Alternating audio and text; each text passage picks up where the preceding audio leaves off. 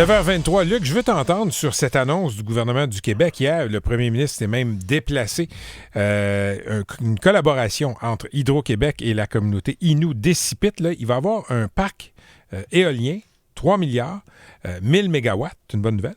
Oui, puis tu sais, c'est 1000 mégawatts, mais ça fait partie d'un plan de 10 000 mégawatts. Maintenant, Hydro-Québec fait les choses différemment.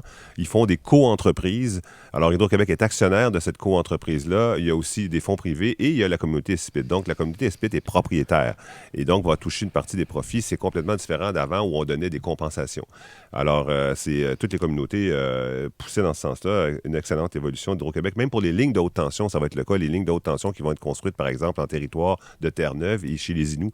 Il y a à peu près 200 km là, pour rejoindre la nouvelle, le renforcement de la centrale Churchill.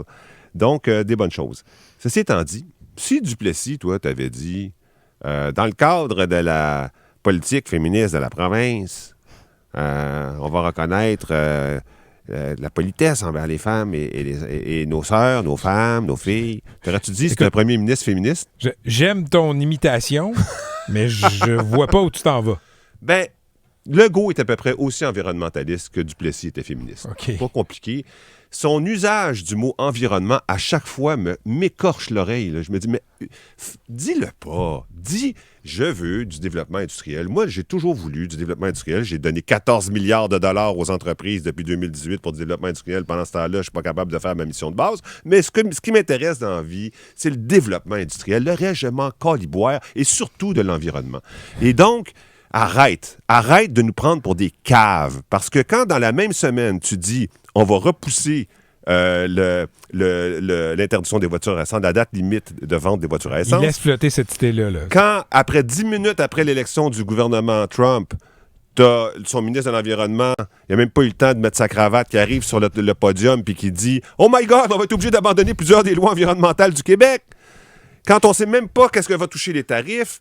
Quand, par exemple, Northvolt vient de tirer la plug, à peu près, je ne sais pas qu'est-ce qui reste comme courant dans ce fil-là, quand, par exemple, on sait que la vente d'électricité aux États-Unis, on ne sait pas ce qui va se passer avec dans les prochaines années. Les tarifs, on va en avoir une meilleure idée dans les prochains mois. Là. Déjà, en fin de semaine, on va savoir un peu plus, mais dans les prochains mois, on va savoir parce que ça va sans doute être des tarifs sectoriels. Quand tout ça se produit, puis que tout ça contredit ton objectif environnemental, puis là quand ça t'est utile, quand tu fais une annonce sur Recipite, tu nous arrives avec ton gros mensonge de la transition énergétique. Ben là, non, on fait pas ça. T'en as pas besoin. De toute manière, on le sait. Là. Le roi est nu, on te connaît. Puis ça veut pas dire que les gens sont contre ta politique de développement industriel. Ça veut dire que t'as pas le droit de la cacher en dessous du programme environnemental.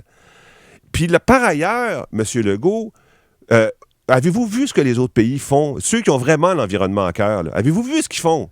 Êtes-vous allé, vous êtes-vous promené un peu? Lui est allé à la COP 26, je pense que c'était en Écosse. Électricité à vendre, qui en veut? On a de l'électricité, on va être la batterie verte de l'Amérique. Pendant ce temps-là, les autres pays faisaient des vraies choses, comme par exemple la Norvège. La Norvège, qui est un pays producteur de pétrole. C'est qu'est-ce qu'ils ont fait, la Norvège? Ils ont facturé très cher le pétrole à leurs résidents. Il faut du courage en maudit. Ils ont dit, t'achètes une voiture à pétrole, ça va te coûter cher. 95% des voitures en Norvège sont électriques. Pourquoi? Parce qu'ils ont mis un malus sur les voitures à pétrole, ils ont mis un bonus sur les voitures électriques. Pas juste ça, stationnement gratuit pour les voitures électriques, droit d'utiliser les voies réservées aux autobus pour les voitures électriques, tarification infime des bornes. L'Union européenne, les bornes, en parlant des bornes, l'Union européenne a fait un programme, une borne aux 60 km dans tout le territoire de l'Union européenne. Ça va être terminé en 2026. La France a décidé que tu n'as plus le droit de prendre l'avion pour les courtes distances. Tu vas prendre le train pour les courtes distances dans son territoire. Donc, les vols, par exemple, vers Nantes, à partir de Paris, ça ne sera plus permis. Ou Clermont-Ferrand, ça ne sera plus permis. Ça, vois-tu ça? Ça, c'est des règles environnementales. Mais se présenter sur le podium en disant dans le cadre de la transition énergétique, dis juste ces mots-là, enlève-les. Après ça, on va être amis.